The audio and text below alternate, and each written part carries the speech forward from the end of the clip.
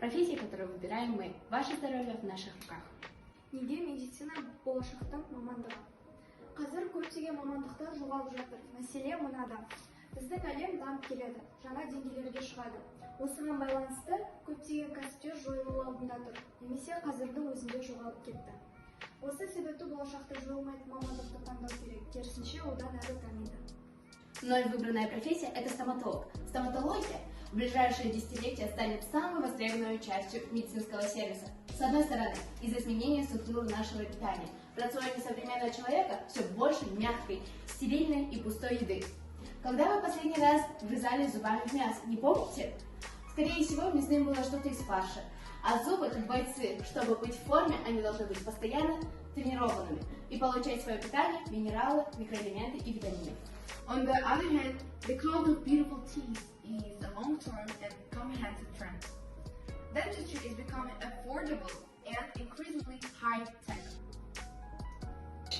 Ал енді ең танымал тест дәрігері кім? Абдуллабеков Абдулла Ильясұлы. Көптеген тест дәрігерлері бар, бірақ ең жақсылардың бірі бұл Абдуллабеков Абдулла Ильясұлы. Бұл 37 жылдық тәжірибесі бар адам. Ол Әзербайжан медициналық университетін бітірген, медицинаның дамуына үлес қосқан. And right now I want to show you the facets in dentistry. I chose the four photos that just illustrate the main levels in the dentistry.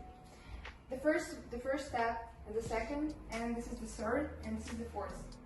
What is interesting about dentistry? Demands people have dental problems all the time, and the doctor will always be provided with the work.